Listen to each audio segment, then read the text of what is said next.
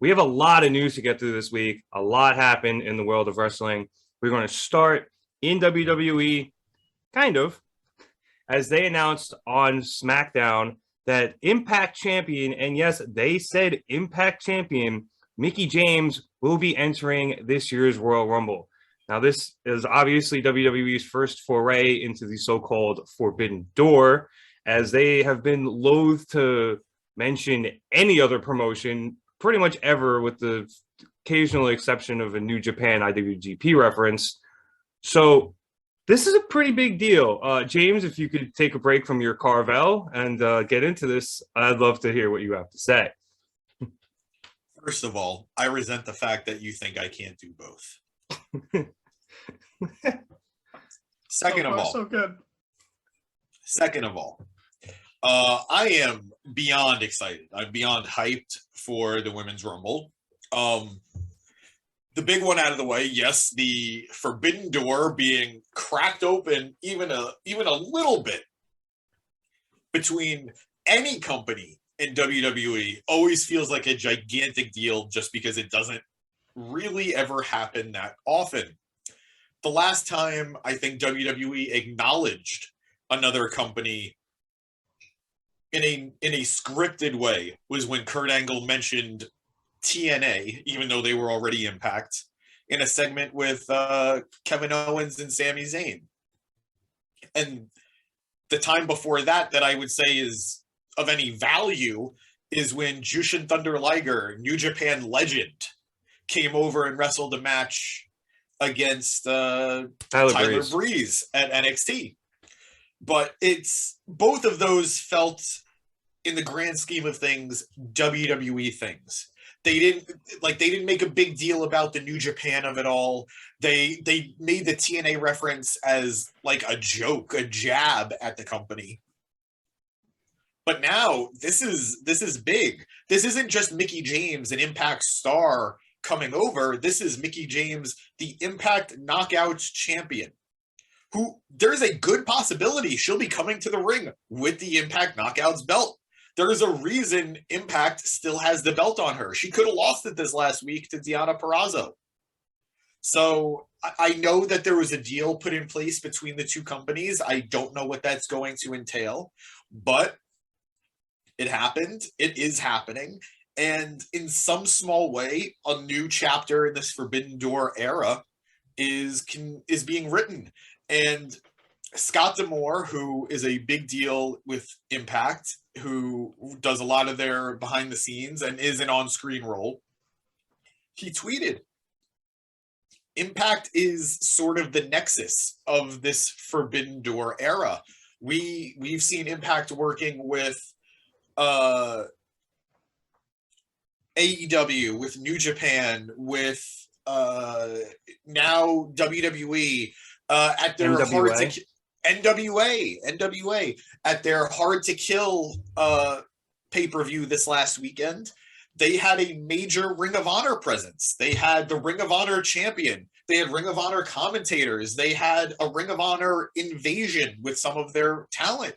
And Impact is being very smart with how they work with other people. And I hope this means more in the future with maybe WWE.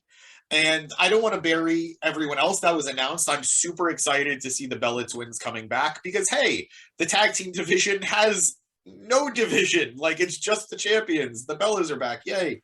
Summer Rae hasn't been in WWE in, I think, 4 years, maybe 5. Good for her. Like, I'm happy to see a lot of these talents coming back. And while I'm a little weird, like, I don't know, like, I've heard that there are going to be other surprises. I don't know what they could be, but hey, I'm hyped. Yay, WWE, yay, Impact, and most importantly, yay, Mickie James. For me, this is a bit of a double-sided coin here. Well, all coins are double-sided. But on one side, yes, I'm very happy all these people are coming back. It's going to be fun. It's going to be cool, despite the fact that they were announced beforehand, and some of them feel like they could have been some really good surprises. But the other side of that is, this is what happens when you don't have anybody on your roster to fill out a 30-person Royal Rumble. You have to go back and get people from years past who are, retired for the most part or just not wrestling anymore and bring them back. And you have to announce them. Otherwise, you have 10 people that could legitimately, maybe 15 if you include NXT, who are okay, yeah, they'll be on the Rumble. So it's weird for me. I think what's weirder for me, Danny, is Mickie James actually going back to WWE because she didn't seem thrilled when she left about the way they treated her. Yes. So everything you said, James, was just so lovely and so sweet. And it's so nice that you get to talk nicely about Impact and talk about Impact at all on the podcast. And I know you relished those sweet moments. But I would like to throw some stuff out there. First, like you were saying, Rev, the way she left, she was the one who, for lack of a better term, started Trash Bag Gate. She tweeted out a picture of her stuff being sent back to her by WWE after they fired her in a trash bag, which is just common practice for them. And yes, Vince McMahon did personally call her and apologize to it. And she, made sure everyone knew that and made sure that, Vince did handle things properly and change things going forward. But that's how they've done things for years. And she made a big deal of it. And she was someone who didn't seem happy with her most recent time spent there. She didn't really get used much. And the only time she really got a title shot, the whole feud was based around how she was old. And it's not exactly the best use of Mickie James, who, is maybe just one tier below Trish and Lita and should be treated with a little more respect. So I it's one of those ones, Mickey's great, so it's good that she's in the match, but it's like you said, you shouldn't have fired all these people. Then you wouldn't have this problem. But the fact that it's Mickie is kind of it's like when Zelina Vega went back after being the one to take a stand. It's kind of like, oh, so you weren't really taking a stand. That was just how you were getting attention or staying relevant at the time. I don't know. It just doesn't sit completely right with me. I mean that with as little disrespect as possible to Mickie James. But the other thing to really shit on your parade, James. I take absolutely no pleasure in doing this. Okay, of course not. But reportedly, WWE had no idea she was the Knockouts champion when they called her. So it's not like they were like, oh, we really need her. Let's strike up a deal with Impact. They were like, hey, let's call some of the people we just let go. She was one of them. She was like, I'm the champion in another promotion. And they were like, whatever. We need people. We don't fucking care. So let's just do it. Also, supposedly she's not actually under contract with Impact. She's more on a deal, a date-by-date sort of deal with them. And that's fine because, she's not going to betray that company that's she spent so much time in. So that's totally understandable. So it's not so much of a forbidden door as it is, someone cheating on the person they're dating, but not in a relationship with their toxic ex. That's more of what's going on here as opposed to a James, yes, you can wipe the tears and say what you're going to say. I hear you. And let me also say, this isn't some, wow, look at WWE. Look how, look at them. I'm so happy with the decision they're making, and I'm happy. I'm excited for them. But I'd be lying if I said I wasn't excited for Mickie. The last time we saw her in WWE on a main stage, it wasn't a ceremonious exit. And the last memory we have of her with WWE is Trash Bag Gate. As much as I believe 100%, WWE had no idea she was the Knockouts champion, and they reached out to people. I'm happy for her that she gets to go back to this place as the Knockouts champion and say, I don't need you to be doing well. From a purely business standpoint, she's making a paycheck. She's getting a paycheck. There had to be a deal in place where WWE said, we're going to acknowledge the Knockouts championship. That is a big deal. And That is because a big deal. I agree. Sorry, you finished. You finished. no, Sorry. like I do agree, and I think it's something we talked about in our text group, that if you're holding a championship in your company, it shouldn't feel like you then want to be the number one contender for a championship in another company. But it's still like, it is something. Like, I can't remember the last time WWE acknowledged another title outside of maybe the IWGP championship, but it's something. And more than anything, again, I'm just happy of what this does, in my opinion, to Mickie's stock. This is somebody who has appeared on an NWA pay-per-view. This is somebody who has appeared on an Impact pay-per-view. I'm pretty sure she did stuff with Ring of Honor in the last 12 months too. And now she's also getting attention from WWE. Even if this is the last time she ever appears for WWE, short of getting into the ring and immediately clotheslined out of the ring, I think this is all good for Mickie, and that makes me happy. I disagree, but I'm glad you're happy. And I'll leave it at that, because I think I think it's a bad look for Mickie, honestly. I think it's literally, it's shit talking your ex, and then as soon as they call, you go right back. And when you don't need to, especially, that's what made it worse, is that she didn't need to go back. Like you said, she has all these things going on. She's appearing in all these places. And part of me thinks that Pat McAfee, was kind of freeballing it. And he said that was his call. And the Twitter team rolled with it, because on Monday, when they showed the video package again, they did not acknowledge her as the Impact champion, did not say that under her name. So I don't think she comes out with the belt at the Rumble. If she does, that's cool, but they're going to do the stare off with Trish again for the pop, because of course they're going to do it again. And then Charlotte's going to eliminate her, and that'll be that. And we'll move on. And I don't think it's, as much as we're talking about it, and that's cool, I don't think it's as big of a deal as we're making it out to be. I think it's, again, it's just a corner they've backed themselves into. It's like when, we get a good episode of Raw because all their plans fell through and they have to panic. This is one of those moments. And when they have those really good episodes of Raw, the next week, it usually goes back to the normal nothingness and the normal boringness. And that's kind of what we're getting here. It was great that Carlito returned last year, but he wrestled one match on Raw the next night, and then that was that. And as far as everyone else, you said, I can't imagine, everyone's been longing for a Summer Rae return. But, maybe if they brought back Fandango and, they did an entrance together, maybe that would get a pop. But, the Bellas, why would you spoil that? That's going to be a big pop, especially knowing that, I thought Nikki was never supposed to wrestle again. And, so that is I think that's a wasted pop. But, maybe there's going to be more. They didn't announce Trish, but let's be real. Trish will be there.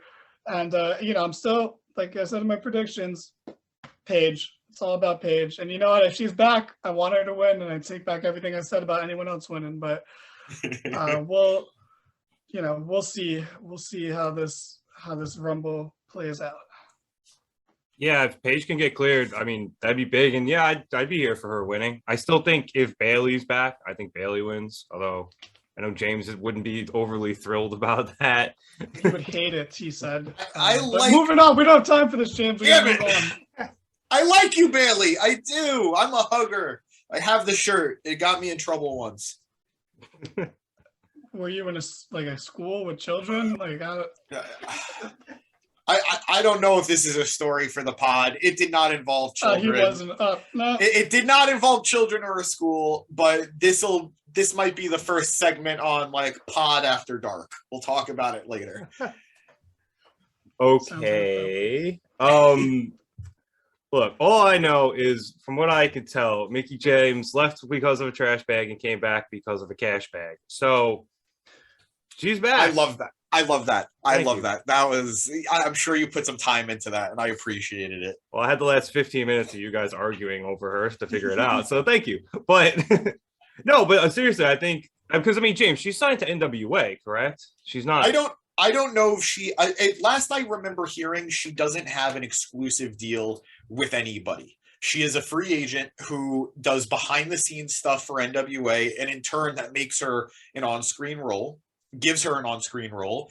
And that led itself to a return at Impact that I think was received well enough that it definitely pushed further than anybody expected. And that's why they're sort of, I think, we don't need to get into an Impact thing right now, even though I could, but it's why their big, like, woman superstar, their big knockout, let me rephrase that, their big knockout, Deonna Purrazzo, is going for, in this week, the Ring of Honor Women's Championship. She's already the AAA champion, but it looks like they're going to put the Ring of Honor Championship on her too. And I think that's because of Mickie. I think that's because of Mickie's popularity. Yeah. And I mean, because of this now with Mickie James, we also have the opportunity for the men's Forbidden Door to open on the WWE side. There's been a lot of speculation revolving around that because of Mickie's inclusion in the Women's Royal Rumble. Some names that have been bandied about have been Chris Jericho, Christian. I see this less likely to happen, especially because with Mickie's unique contract situation, it's a lot easier for her to jump back into WWE, be it ever so briefly and be it with the title. Whereas it appears to, at least to me, James, that most of the men are under more exclusive contracts and would probably have a difficult time getting out of them, except maybe Jericho, because he kind of just does whatever the fuck he wants. So one of the things that I'm mentally preparing myself is, just because I heard the term Forbidden Door doesn't mean AEW. Forbidden Door can mean New Japan. Forbidden Door could mean Impact. Forbidden Door could mean a Ring of Honor guy. Like, their champion, Jonathan Gresham, has basically become a traveling champion, going from company to company. He defended it at Impact. He's got this Terminus event coming up in a week or two. Maybe it'll be a Ring of Honor representative. It doesn't need to be an AEW guy like a lot of people are speculating. And if I'm Tony Khan, I would not let it happen. I have nothing to gain from sending one of my guys over to WWE. Like, when he's allowed certain things in the past, that's just professional courtesy. Like Chris Jericho doing the Broken Skull Ranch thing with Austin, that's a favor to Jericho. That's not for WWE. And truth be told, WWE doesn't really benefit from it. AEW benefits from that because, okay, one of their guys is talking and is going to get eyes on the company. That's great. But to have someone go over to a Rumble, almost assuredly, not even almost, assuredly lose, you gain nothing from it. So I think any other company gains something. I think Impact does. I think Ring of Honor does. I think New Japan could. But I think in reality, I think it's going to be fucking Nick Aldis. I think it's going to be Nick Aldis going with his wife. And let me tell you, that is a forbidden door that could stay forbidden, in my opinion. Honestly, I feel like Mickie James kind of just snuck in through a forbidden window, and it's not even a forbidden door. Like, yeah, I agree. Like, there's no way in God's green earth that if a Jericho or a Christian ended up in the Rumble, that they would even acknowledge the fact that they've been in AEW or Impact recently, or that Christian held the Impact Championship, or that Jericho was the first AEW champion. The letters AEW would not be uttered out of anybody's mouth that entire time. So you're right, it's not worth it for that. So, Danny, is there anybody, James throughout Nick Aldis, is there anybody that you think could cross over and have it be worth it to that company? No, I don't think. I think there's no one that's worth it to WWE to do besides the names we said, like Jericho or Christian. And I don't think AEW would be smart to do that because they will make them look bad because they're petty. And if it was Christian, I think they would acknowledge that he was the Impact champion. They wouldn't say who he beat, but they would say, because they acknowledge Mickie James. So, they would, but there's no point in doing it. Like, some people, even among us in our group, speculated someone like a Moxley or a Danielson, or I think that'd be terrible. First of all, if it was Moxley, I'd lose mad respect. You can't shit talk the company for an hour and a half on a podcast and then go back within 2 years. Like that's a bad look. But as far as any other company, what's the point? What's the point? Like who? Because the only way I can think that there would be a forbidden door that they would be willing to go through is because they want to bring back a legend to get a pop. They're not going to go to another company to get someone who half the audience isn't going to pop for. Like, there's no AJ Styles level person in Impact right now that would come out and get that sort of reaction in the Rumble. So like, there's no point. There's no point in getting anyone. Like, sure, they can get Okada, but that would be a waste of Okada's time and a waste of WWE's because we know who that is, but a lot of the people that are going to be at the Rumble, especially, are not going to know, and it's just going to be a waste of time. Like I don't, and they have enough men. It's not like with the women's division. The women's division, they have 21 active wrestlers on both shows, not counting NXT because that doesn't count anymore. But so they need people. So of course they're going to bring back these people. For the men's, they have enough people, and they can just bring back legends. Hell, bring back Road Dogg. You only fired him 3 weeks ago, and he's still willing to kiss your guy's ass. So you might as well bring him back for a spot and then send him packing again, and he'll still say nice things about the company afterwards. So you might as well do guys like that. There's no point in this forbidden door. I'm sure it's a rumor, and I'm sure there's some merit to it, but I just don't see, even from WWE's perspective, I don't see the point in doing that. Like, you gain nothing from that, and not in the sense of like, oh, you don't want to give your competition a shout out. Just there's no one worthy of doing it. And that sounds harsh on like everyone else, but like anyone worthy of doing it is in AEW, and they're not going to do that.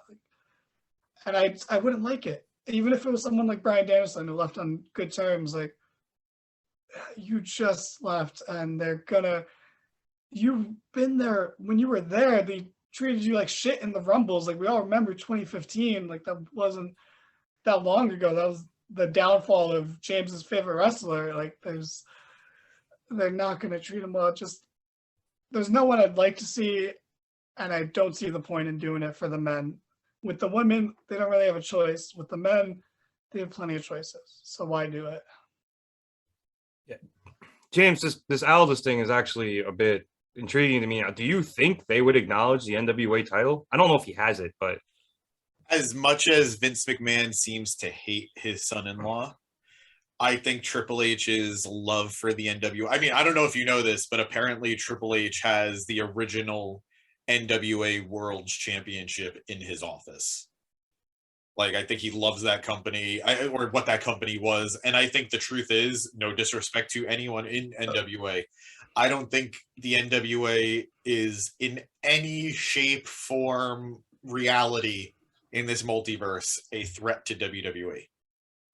But none of those people would get a reaction. If they Nick Aldis wouldn't get a reaction if he came out. I agree. They'd be like, is that Grayson Waller? Or like that dude that's feeding with AJ Styles? Like, who is this? Oh, no, I completely agree. I absolutely agree with that, Danny. That's why I don't want it to be Nick Aldis. Like if there is some forbidden door entry, I don't need Nick Aldis.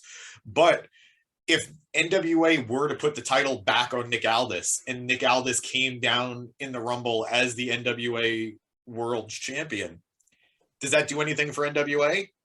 Not really. No one, like, if you're not watching NWA now, you're not gonna watch it in a week after the Rumble, you know? But for WWE to say, look at the NWA World Champion trying to get a shot at the WWE Championship or the Universal Championship, I could totally see that being something that's enticing to either Vince or to Triple H. Do I think that's what's going to happen? No. But I'm also mentally preparing myself that if this Forbidden Door thing is going to happen, it's going to be the least exciting thing possible. It's Braun Strowman again. Oof. Well, because he's technically, he was in Ring of Honor now. I don't know where he is, but yeah, him and EC3 are going to come back. I know he's got a tag match coming up with Eric Rowan. We're getting a mini Wyatt family reunion, but of all the Wyatt family members that could do a reunion, those are two of them.